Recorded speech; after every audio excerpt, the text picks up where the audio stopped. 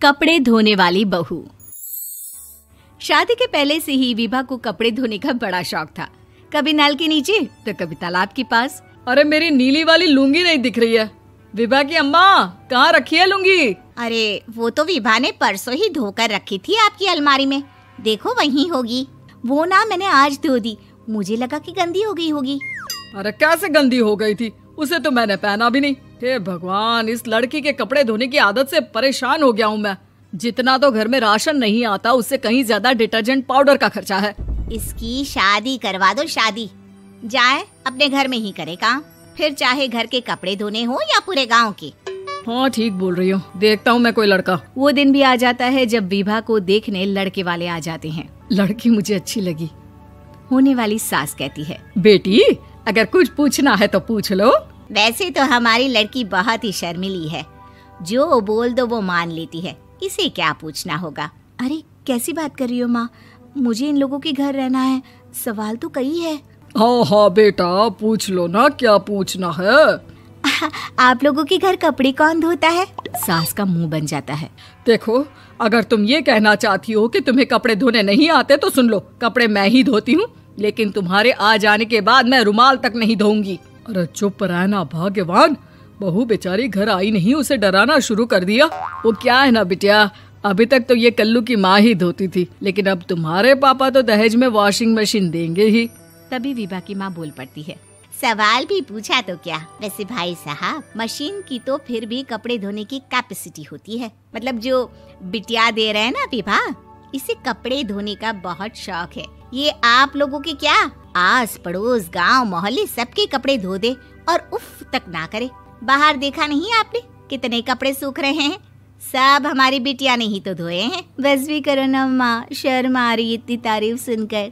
और तो और एक दाग निकाल कर दिखाओ तो मान जाओ। हाँ अच्छा अच्छा, माफ करना बेटा, मैंने गलत समझा, हमें तो रिश्ता बहुत पसंद है। और ऐसे जुड़ जाता है रिश्ता कपड़े धोने का शौक रखने वाली विभा का। उसकी शादी हो जाती है कोयला फैक्ट्री में काम करने वाले कल्लू के साथ। शादी के बाद अचानक विभा चिल्लाती हुई सास के पास आती है। सासू माँ, अरे सासू माँ कहाँ है आप? ये तो धोखा है, धोखा दिया आप लोगों ने मुझे। इसे ससुर के चक्कर के बारे में पता चल गया। अरे तो उसमें तुझे क्यों धोखा मिला है? अरे नल में पानी नहीं आता, कपड़े कैसे कब धुलेंगे? अच्छा अच्छा, तू पानी नहीं आ रहा उसकी बात कर रही है। तो आपने क्या सोचा? कुछ नहीं। अच्छा तेरी माँ ने कहा था कि कपड़े धोने का शौक है तुझे, याद आया मुझे। शौक शौक बोलकर कपड़े धोने वाले मेरे जुनून को कम ना आके सासू माँ, कपड़ा धोना मेरा गुरूर है। तभी पति भी वहाँ आ जाता है। अभी अभी मैंने इसे सनी देओल की फिल्म दिखाई है, उसी के डायलॉग मार रही है माँ। अच्छा सुन, साफ साफ बता रही हूँ, पानी सुबह 4 से 6 और शाम को 10 से 12 आता है, समझी? विभा टाइमिंग सुनकर हैरान हो जाती है। ये क्या भूतों का मोहल्ला है? सुबह 4 बजे उठकर कौन कपड़े धोता है? 4 बजे टंकी में पानी जाता है, फिर सारा दिन धोना ना, किसने मना किया? अरे कैसी बात कर रही हैं? 200 लीटर की टंकी में कितने कपड़े धो लूंगी मैं, सुबह ही उठ जाऊंगी मैं। अब क्या था, विभा सुबह 4 से लेकर रात के 12 बजे तक कपड़े ही धोती रहती। एक रोज सास पड़ोस से निकलकर कहीं जा रही होती है कि साथ वाली कहती है, हाँ कल्लू की माँ, जरा ये बताओ कि 2 साड़ी है, 2 ब्लाउज और एक पेटीकोट और एक नाड़े वाला लंबा कच्छा। हाँ तो? अरे तो क्या, कितना लोगी धुलाई ये बताओ। धोबन दिख रहे हैं हम क्या? हमारे पति सरकारी नौकरी से अभी अभी रिटायर हुए हैं और बेटा सुपरवाइजर है कोयला फैक्ट्री में। धोबन समझ रखा है हमें।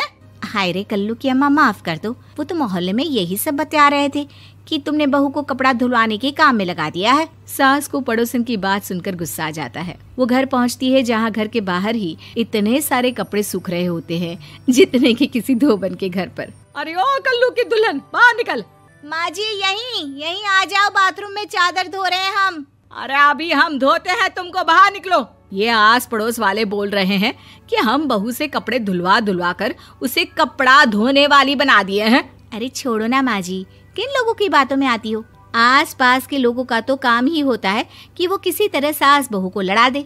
बहू सारे घर के कपड़े धोती है, ये क्या कम है? बोलिए। सास को भी लग जाता है कि वो बहू का ये सनकीपन नहीं छुड़वा सकती, इससे अच्छा है कि खुद ही चुप हो जाए। एक रोज सास और बहू मंदिर जाते हैं, जहाँ सास की साड़ी वहाँ खड़ी भीख मांगने वाली से मिलती है। माँ जी क्या बात है, आपकी साड़ी उस भिखारन से कितनी मिल रही है ना? हाँ हाँ देखो तो, दोनों की साड़ी मिल रही है। क्या बात है कल्लू की अम्मा, तुम खुद को तो अफसर की बीवी बताती हो और ऐसी सिंपल सी प्लेन साड़ी पहनकर घूमती हो। सिंपल और प्लेन नहीं है ये साड़ी। तो क्या सोने के धागे से फूल बने हैं? कुछ भी सासू माँ, कुछ भी। हाँ बने थे इस साड़ी में सोने के धागे से फूल। मेरे पति लेकर आए थे मद्रास से स्पेशली मेरे लिए 10,000 की। ताहे भाई साहब इस भिखारन के लिए भी सेम टू सेम साड़ी लेकर आए होंगे 10,000 की।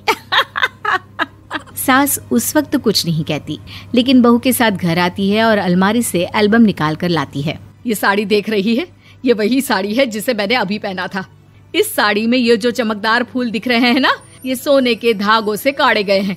लेकिन तू लोकल वॉशिंग मशीन ब्रश से घिस घिस कर सारे फूलों को निकाल कर साड़ी प्लेन कर दी।